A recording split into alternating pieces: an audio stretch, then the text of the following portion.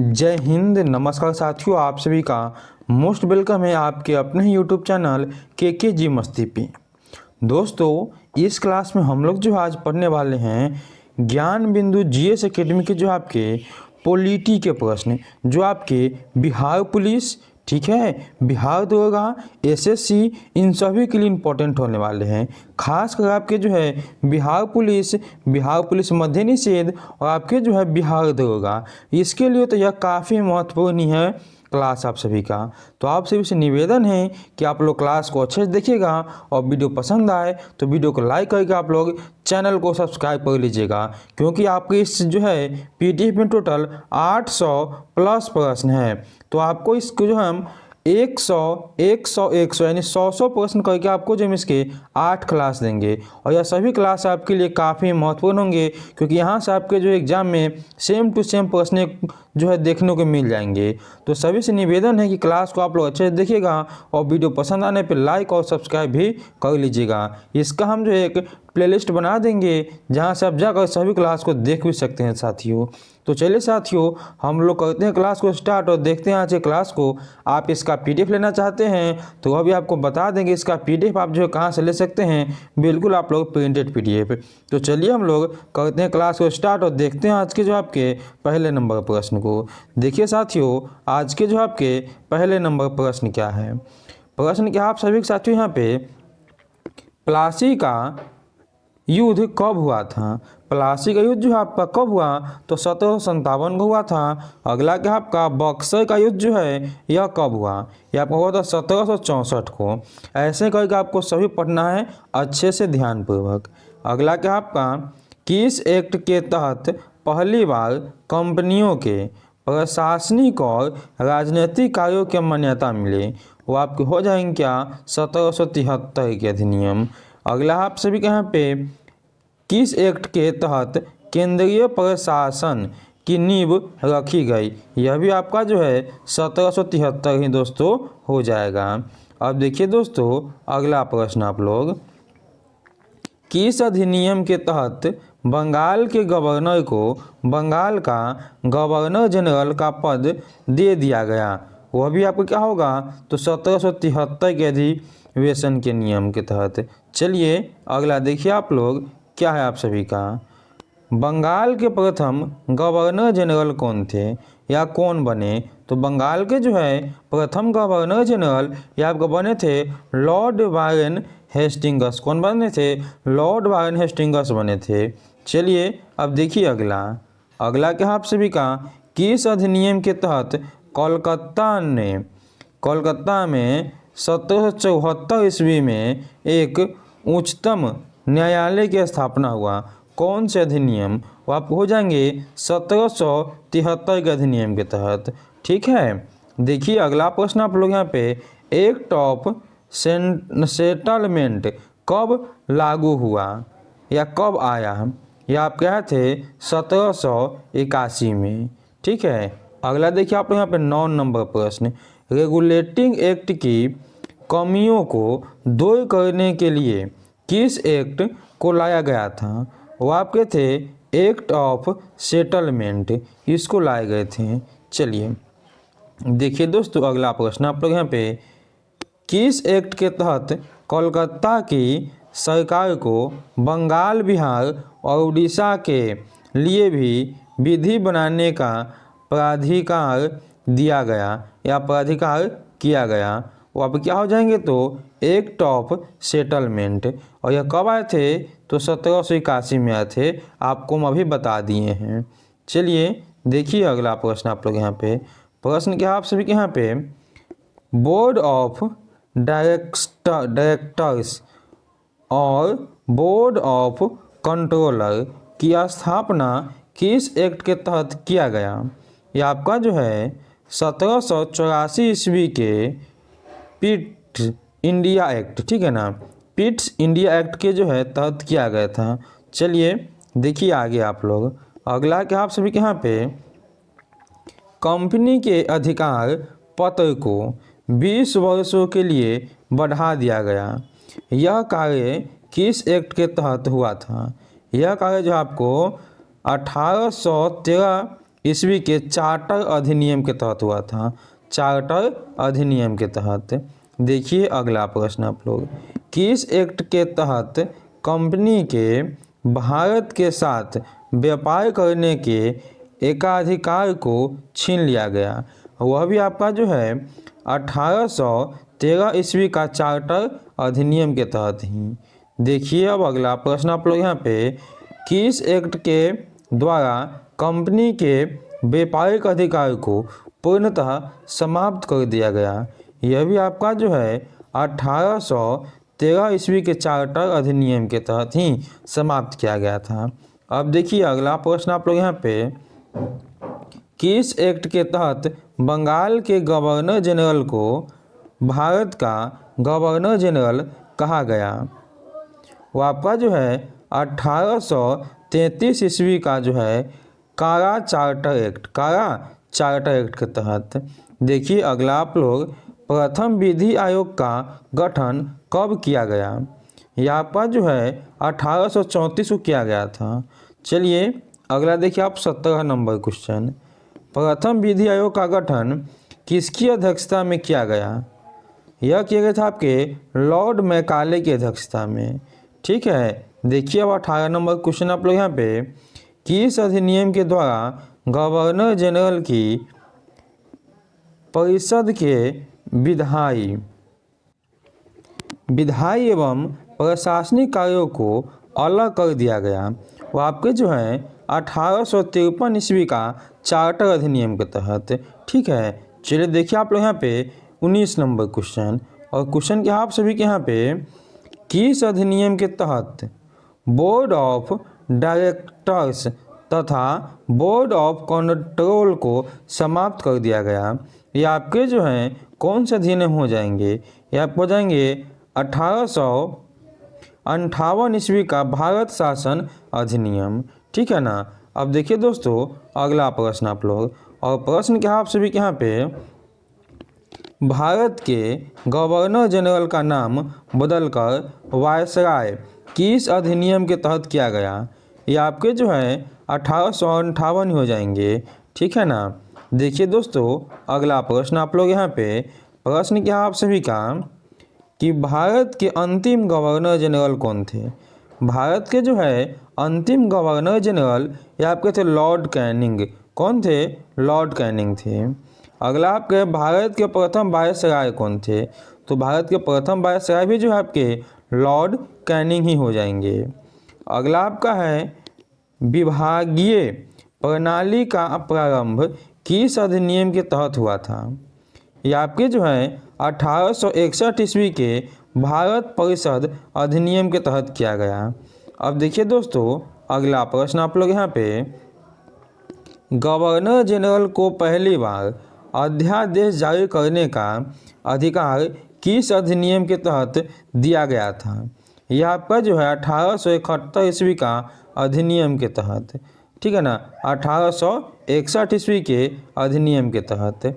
अगला आपका है 25 नंबर, 1862 ईस्वी में लॉर्ड कैनिंग ने 3 भारतीयों को विधान परिषद में मनोनीत किया। वे कौन कौन थे? एक आपके थे यहाँ पे बनारस के राजा, दूसरा आपके थे यहाँ पे पटियाला के महाराजा, और तीसरा आपके थे सर दिनकर राव। यह 3 को बनाए थे। ठीक है ना। चलिए देखिए आगे आप लोग यहाँ पे, ईस्ट इंडिया कंपनी को किस अधिनियम के तहत भंग किया गया? तो ईस्ट इंडिया कंपनी को जो है किस अधिनियम के तहत भंग किया गया? तो 1863 ईस्वी के 1873 ईस्वी का अधिनियम के तहत। ठीक है ना। अब देखिए अगला आप लोग यहाँ पे, ईस्ट इंडिया कंपनी को कब भंग किया गया?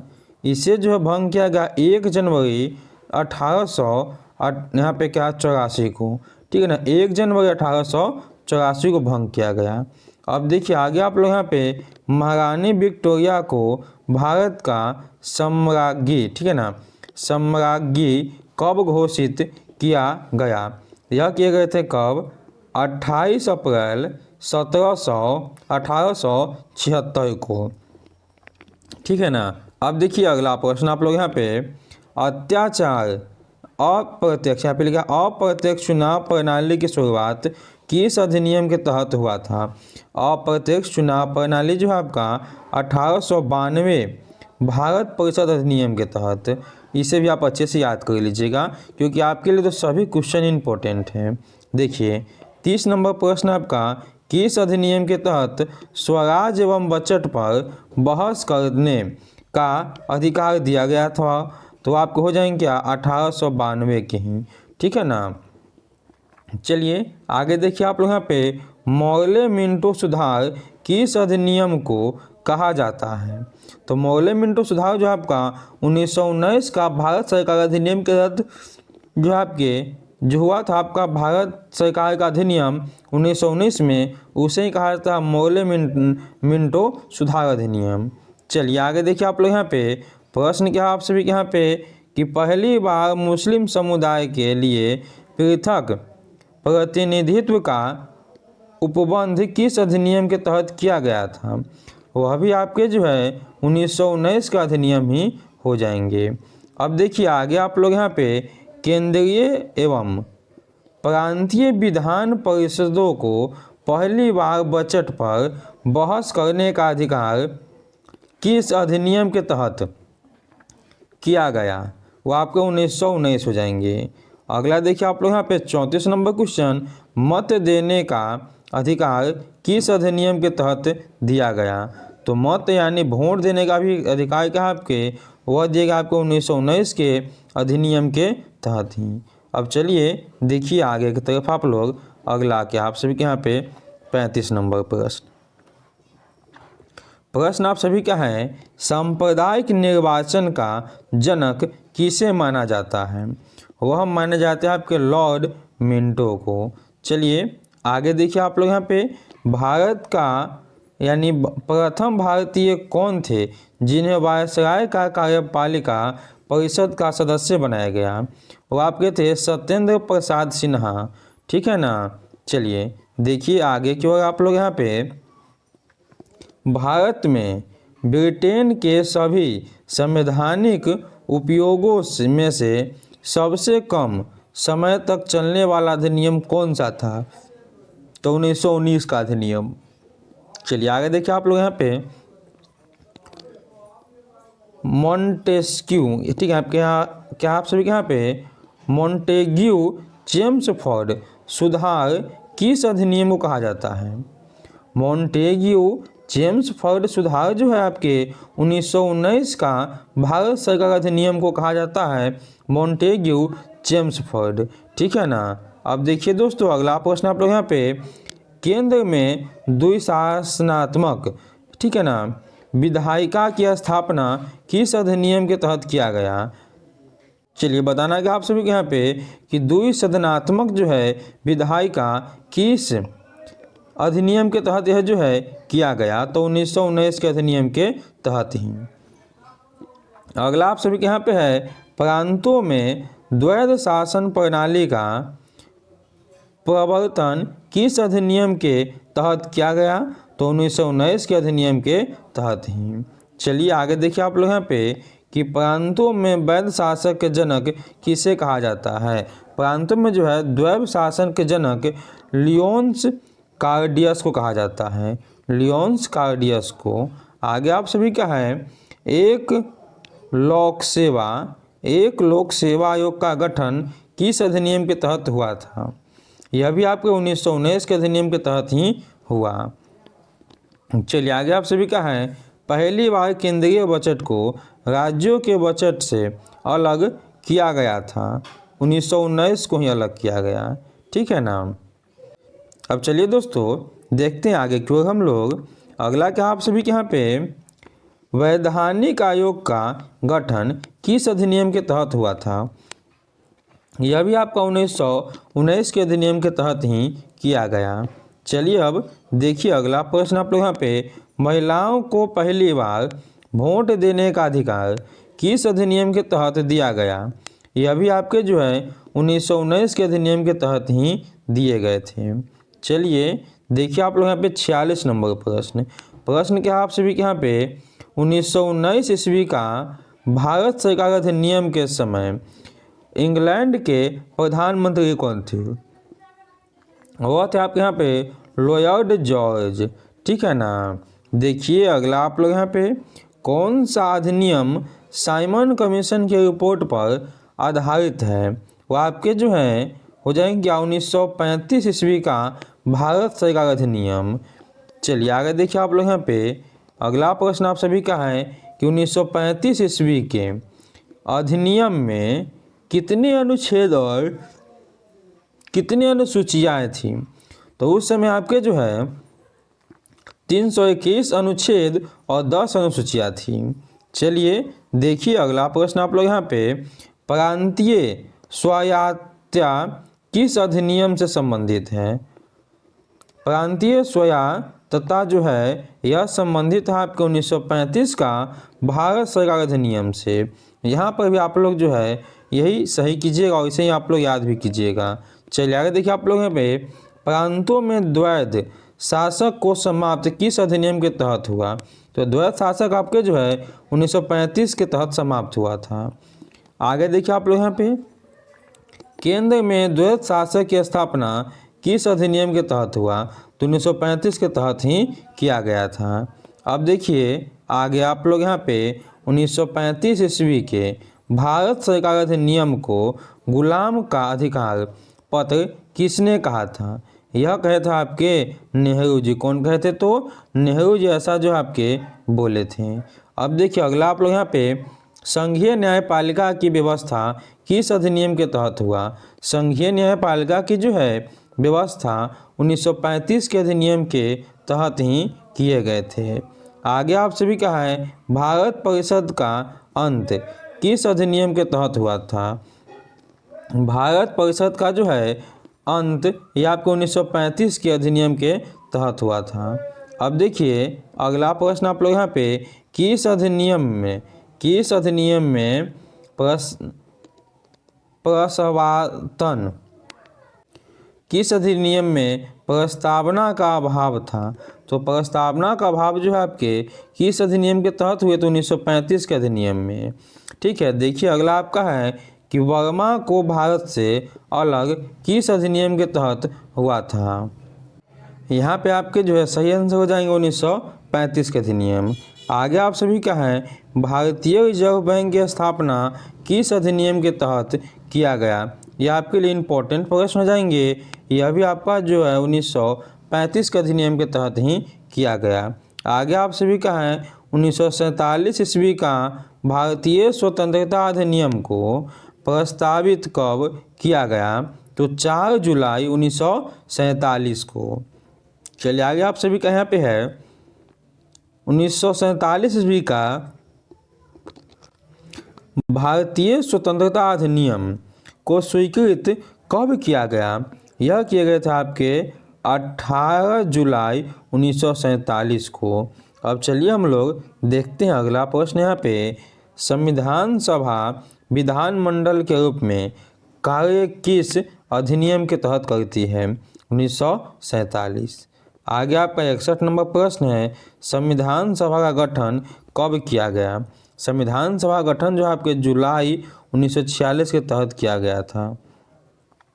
अगला आप सभी का है, कैबिनेट मिशन के सदस्य कौन कौन थे?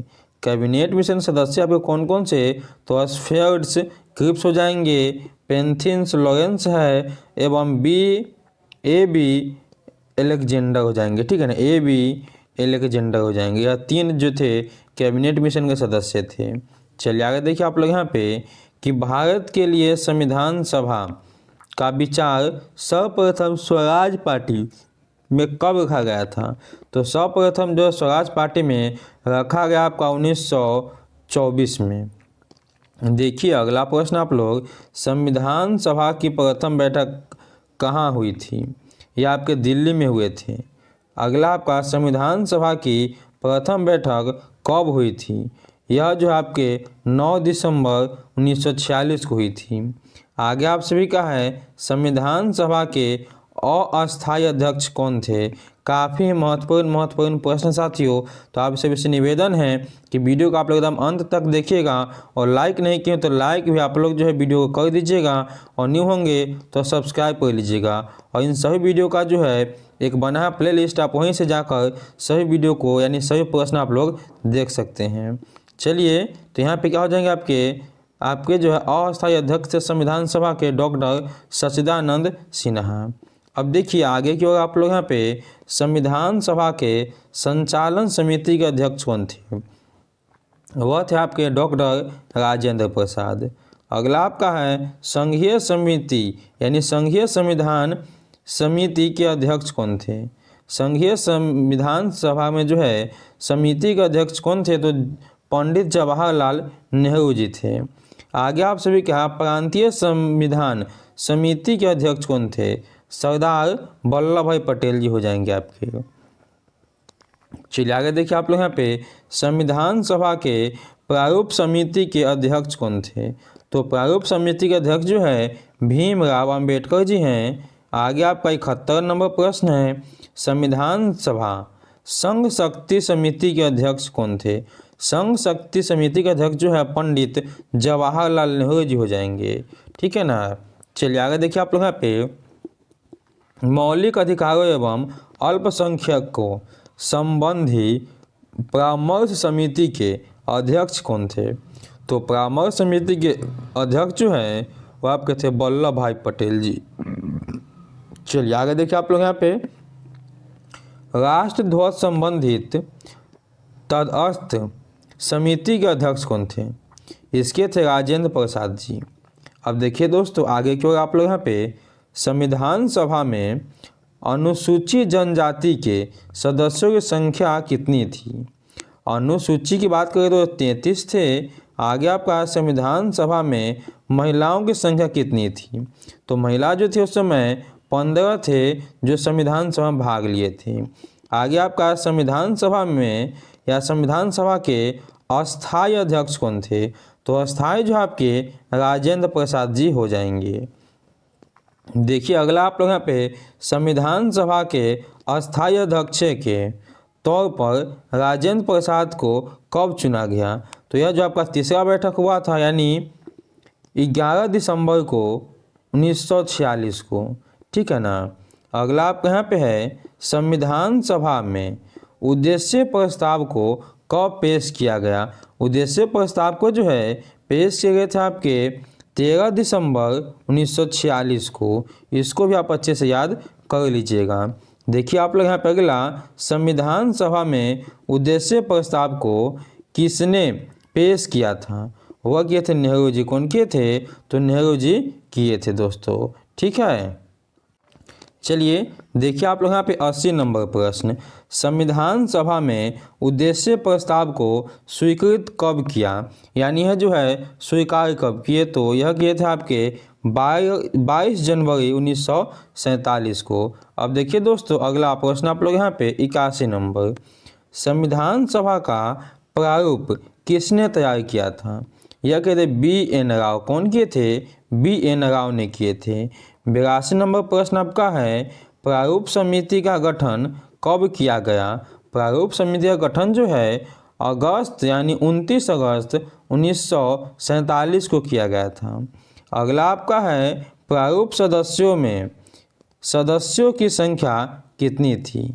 प्रारूप समिति में जो है यानी कितने सदस्य थे आपको बताना है। तो 7 सदस्य थे। कितने थे? 7 थे। अगला आपका है संविधान सभा में अंबेडकर का पहली बार निर्वाचन कहाँ से हुआ था?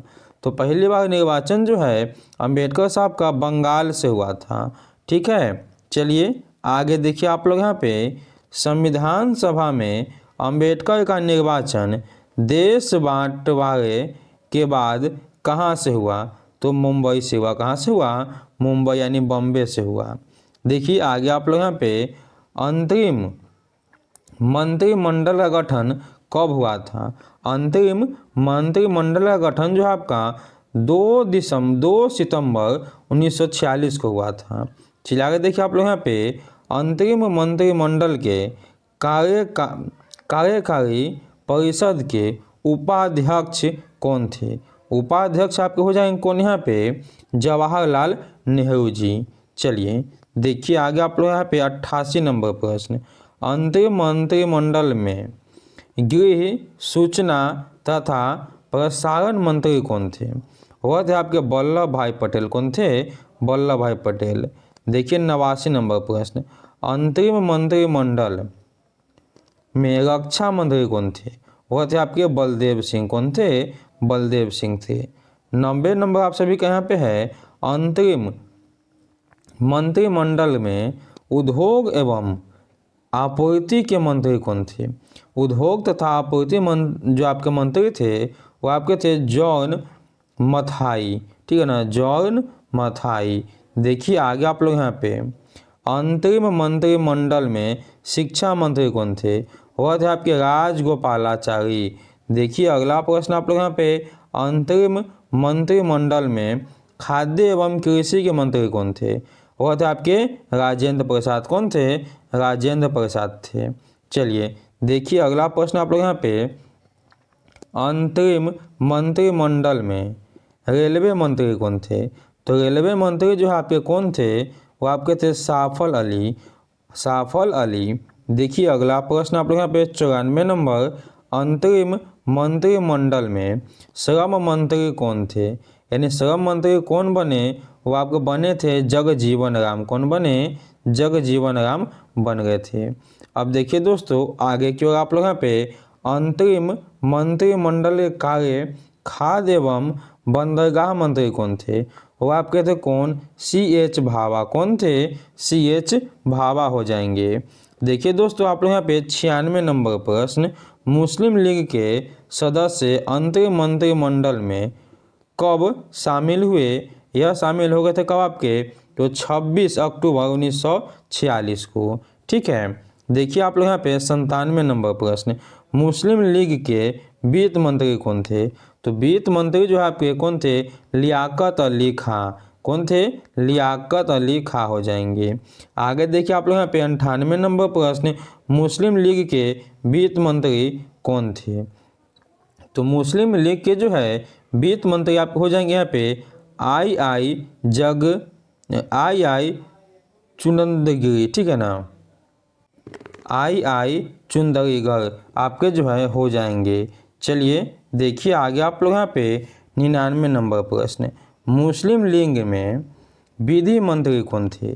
तो विधि मंत्री आपके जो है हो जाएंगे कौन यहाँ पे? जोगेंद्र नाथ मंडल।